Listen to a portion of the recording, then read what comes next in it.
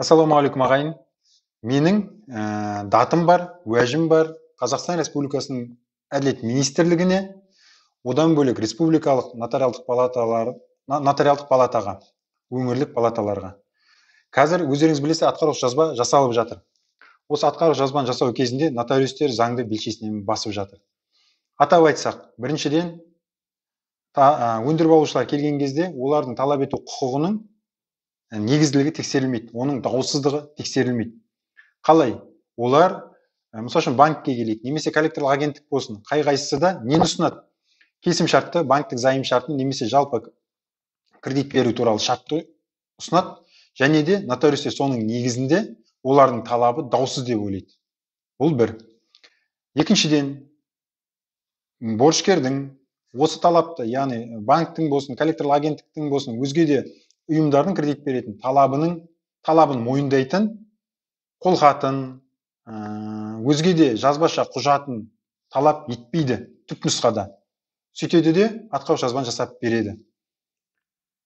Бұл бір. Екіншіден, уақытында берілген күннің өзінде атқарушы жазбаның күшін жоймай отыр. Олар берген жауаптарында былай дейді: зерттедік, қарадық, осыларға байланысты сіздің қарсылығыңызда көрсетілген негіздерде атқарушы жазбаның күшін жоюға негіз таппадық дейді. Бұл екі.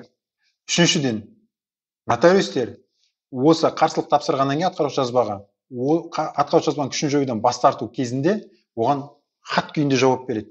Ешқандай қаулы қабылдамайды. Мінекей, осы басты заңның үш талабын бұзып отыр. Өкінішті.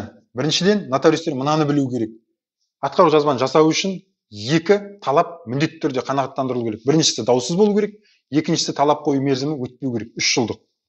Нотариустер өкінішке орай оған көңіл бөліп жатқан жоқ. Талаптың, өндіріп алушының талабының даусыз екенін растайтын ешқандай дәлел құжаттар болмаса да, атқарушы жазбаны шығарып отыр. Олардың жаңағы банктік займ шарттарының жасалғанына көңіл аударып. Енді олар мынаны білмейді: банктік займ шарттарына адамдар, тараптар қол қойған кезде жасалды деп танылмайды. Азаматтық кодекстің 717 бабына сәйкес жалпы займ шарттары ақша берілген кезде жасалды деп танылады, жасалды деп саналады.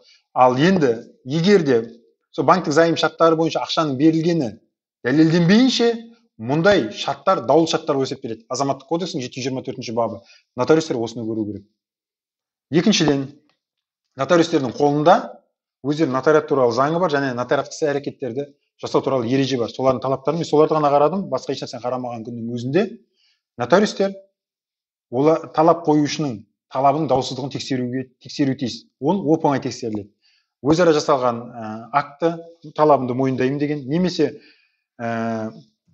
банктың талап қоюшының сотқа дейінгі тәртіпте жүргізген талап қоюлары болады. Жаңағы менің банктың ақшасын төле, осындай да осындай сенің қарызың деп көрсетілген құжаттар болу керек. Біріншіден, ол жолдану керек. Оны екіншіден, борышкердің алғанына дәлел болу керек. Бұған да көңіл аудармайды. Одан кейін борышкер оған жауап беруі тиіс. Жауабы болу керек қолдарында. Жауабында мойындаймын деген сөздер болу керек. Енді егер де я жіберді делік сотқа дейінгі тәртіпте құқықтық талаптарды, ол алды делік борышкер, бірақ оған жауап берілмесе, онда нотариус тағы да атқарушы жазбаны жасаудан бас тарту керек. Өйткені бұл талап даулы болып тұр. Ал нотариустер даулы істерді қарауға, оның негізін тексеруге ешқандай құқықтары жоқ.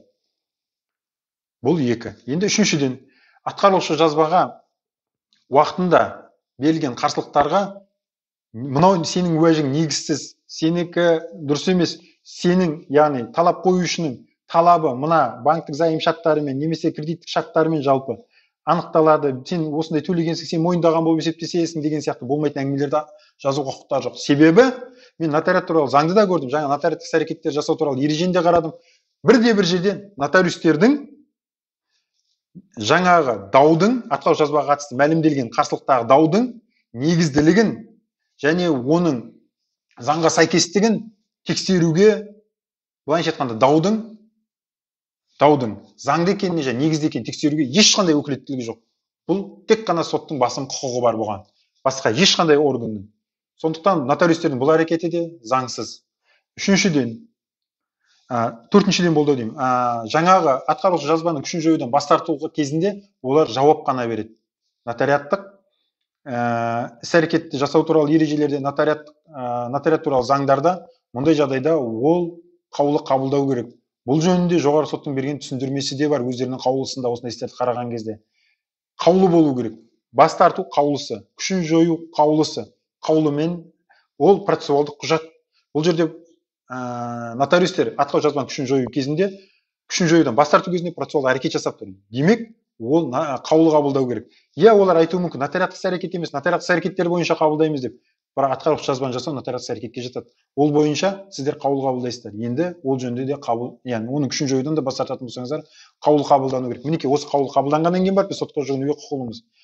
Осы талаптардың бәрін мен енді қазір Қазақстан Республикасының әділет министрінің министрі болған Қанат Сергейұлына Мусинге осы үндеуімді жолдаймын.